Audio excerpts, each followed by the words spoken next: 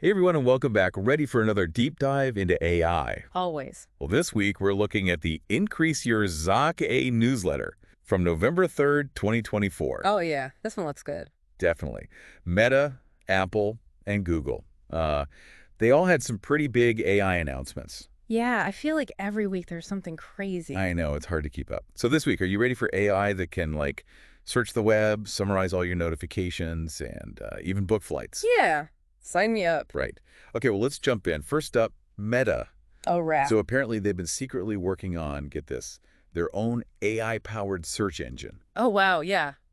They want to be less reliant on Google and Bing. That makes sense. Yeah, they want to control their destiny when it comes to search, right? So their chatbot will be getting real-time information straight from this new search engine. It's called Meta External Agent. So instead of my Meta chatbot giving me like some generic answer, it could actually pull up the latest on, say, election results or a stock tip. Totally. Like, think about it. Instead of relying on Google for that information, Right.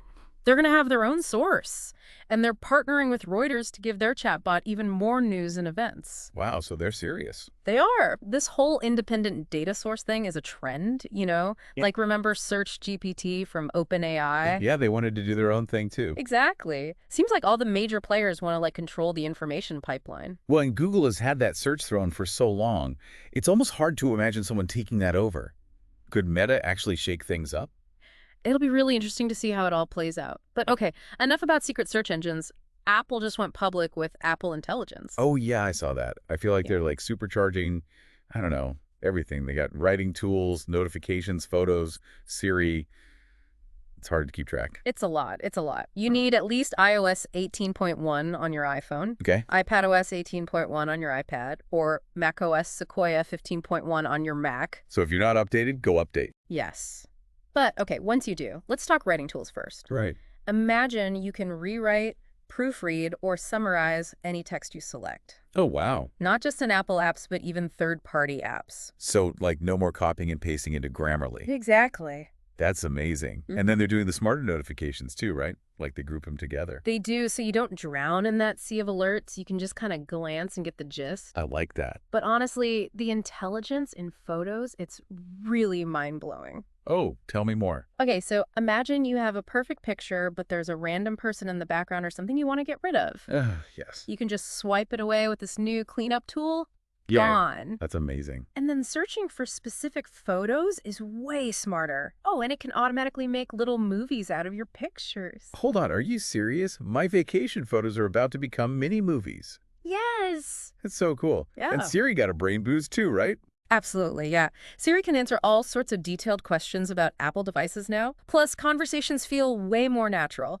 And if you need to ask discreetly, you can actually use a text interface. That's cool. So if you're in a meeting and you don't want to talk to your phone. And there's more coming in December with iOS 18.2. Oh, what else is coming? Like in-app Siri actions, so you can tell your phone what to do from anywhere. And drumroll, please, ChatGPT is being integrated. Hold on. Did you just say ChatGPT is going to be on the iPhone? It's happening. Whoa. That changes everything. Plus, there's visual intelligence. What's that? It can understand what's on your screen. And Genmoji for personalized emojis. And Image Playground for custom image generation. Apple is going all in. Okay, well now let's talk about Google, because they are not known for sitting on the sidelines in these tech races. Right. So what did they announce? Project Jarvis. What is Project Jarvis? It's their answer to this AI agent frenzy. Okay, I'm intrigued. Okay, so picture this. You're browsing online, and you need to research a topic or buy something or book a flight. Yep. Jarvis will do it all for you, right in your browser. Really? So it's like having a personal assistant who's like an internet ninja. Perfect way to put it. That's amazing. It's going to analyze screenshots of web pages, understand the context, and then actually click buttons, fill out forms, type for you. So it could book my flights based on my preferences, without me doing anything. That's the goal. And it's going to be powered by Google's new Gemini 2.0 model launching in December. This is next level stuff. It is. It is. And it seems like all these companies are trying to do this computer using agents thing. I know. You've got Microsoft's Copilot Vision. You've got Apple with their on-screen awareness. Even Anthropic's Claude is doing it now. Yeah, and OpenAI is working on something similar. It's like AI is taking over the internet. I know, and Google's basically saying, get ready, everyday tasks are going to be handled by AI. That's both cool and a little bit creepy. Mm. I mean, how comfortable are you with an AI just handling your online stuff? It's a great question, a question we should all be asking. But before we get into all that, maybe we should move on to some other interesting AI news. Sounds good. What else is happening? Well, remember how Google unveiled that podcast making tool? Yeah, I think so. Well, Meta just released their own version. Oh, really? What's it called? It's called Notebook Llama. Notebook Llama. It uses Meta's Llama models to basically, you give it some text and it spits out a conversational summary. Very similar to Google's. Wait, so you're saying someone could use this to, like, create an episode like ours? Potentially, yeah. But I think, hopefully you're enjoying our human touch here. Of course. Okay, well, what else is going on? Okay, so Waymo, the self-driving car company, Yeah. they just got a ton of new funding, like $5.6 billion. Wow. Yeah, they're getting ready to launch their robo-taxi service in more cities next year, like Austin and Atlanta. It seems like that self-driving revolution is, like, unstoppable at this point. It really does. And get this, Elon Musk's xAI, their Grok AI chatbot, Yeah. it can understand images now. What? Paid users on X can upload images and ask Grok questions about them. Oh, wow. So Grok can actually understand what it's seeing. Apparently. Musk claims it can even explain jokes now. Right. I don't know about that one, but... Yeah, AI and humor, that's always a little iffy. Exactly. But speaking of interesting developments, there's been some news from OpenAI. Oh, okay. Miles Brundage, one of their top researchers, he just resigned. Oh, wow. He was focused on AI readiness and, well, he expressed concerns that neither OpenAI nor the world are prepared for the challenges of artificial general intelligence. It's kind of a sobering thought, isn't it? It's like we're all caught up in the excitement, but Right. there's these really big questions we need to be asking. Exactly. And responsible AI development is really crucial now more than ever. But okay, let's move on to some later news. Apple announced a new iMac with the M4 chip. The classic Apple hardware refresh. What's so special about it? It's got an enhanced neural engine, which probably helps with all those new AI features. And of course, it comes in fun new colors. Available November 8th, in case you're interested. Oh, I might have to check that out. Okay, so before we wrap up all this AI news, I want to highlight something from the ZAKA news section for all our listeners who are into 3D modeling and design. Oh, cool. Let's hear it. So they curated a list of 5 must-know AI tools, and they all look really interesting. First up, Lima Labs AI. It lets you create these super realistic 3D images really quickly and easily. That sounds amazing for designers who need high-quality visuals. Totally. Then there's Masterpiece Studio. It's like a generative AI-powered 3D creative suite, but specifically for indie creators. I love that, making it accessible to everybody. Right.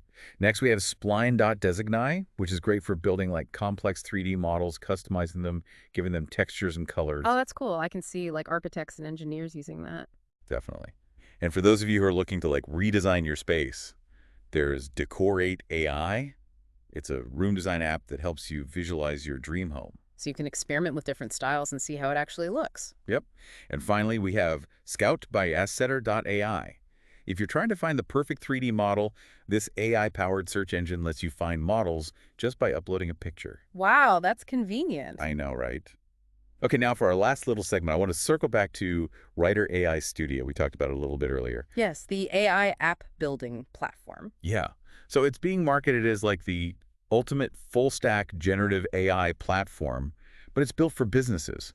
So the idea is to give companies all the tools they need to create and launch their own AI applications. So they don't have to build everything from scratch. Exactly. They have this user-friendly interface. They have APIs for developers. They even have no-code tools. Wow, so it's for literally everybody. They say you can build everything from like complex Python-based AI applications to simple no-code apps, all powered by advanced AI models. That's pretty cool. And you mentioned they had these AI guardrails. What are those? Yeah, so AI guardrails are like safety nets, essentially. So they help prevent your AI from like generating biased content or offensive content, things like that, or from being used to spread misinformation. Oh, that's super important. It is. Like we were talking about earlier, ethics in AI is huge. We need to make sure it's used responsibly. Exactly. And it's good that Writer AI Studio is taking those considerations seriously. It shows they're committed to building AI that's both powerful and responsible. Definitely. All right, so we've covered a ton of ground in this deep dive. I mean, we talked about Meta's secret search engine, Apple's intelligence boost, and Google's ambitious Project Jarvis. Yeah. The AI world is, it's not slowing down at all. It's been a lot, hasn't it? And we can't forget those other big developments like Waymo's expansion and XAI's visually enhanced grok. And even OpenAI researcher Miles Brundage resigning. Right, it's almost too much to handle in 1 week. But I think there are some clear takeaways from all of this. First off, AI is just moving so fast. It's like what was cutting edge a few months ago is ancient history now. I know it's true. It's both exciting and a little bit scary. We just need to be prepared for a world where AI is everywhere, like in our work, our homes. Absolutely. I think it's more important than ever to just keep learning. Yeah. Stay curious about AI and keep up with all these advancements. Yeah, definitely. You can't just be passive. We have to be active participants, and Yeah. help shape the direction of AI. Yeah, and that means having these sometimes tough conversations about ethics, Right. right? Like bias in AI, what happens to jobs? Hmm. Is it going to be used for harmful purposes? Yeah, all of that. It's a powerful tool, and like any tool, it can be used for good or bad. We have to make sure it benefits everyone. Exactly. So what does all this mean for you, our listeners? Like what can you do to, I don't know, prepare for this AI-powered future? Well, I would say stay curious, first of all. Like, don't be afraid to explore and learn and ask questions. There's so many resources out there that can help you understand AI. And I think it's important to just talk about it. Yeah. Talk to your friends, your family, your colleagues about AI, what it means. I think the more we talk about it, the better we'll be at making decisions about it. Totally. And don't be afraid to try it out. Play with some of the tools we've talked about or download different apps. Just get a feel for it. That's great advice. And remember, AI is not something to be afraid of. It's a tool. It's a tool that can be used to help us, to improve our lives and create a better future. It's up to us to shape that future, right? We're not just passengers here. We're the drivers. Well said. Well, on that note, I think we're going to wrap up this deep dive. I hope you all enjoyed it, that you learned something, and maybe you're even a little inspired to go out there and, learn more about AI. Thanks for joining us, everyone. Until next time, stay curious and keep learning. And remember, the future is what we make it.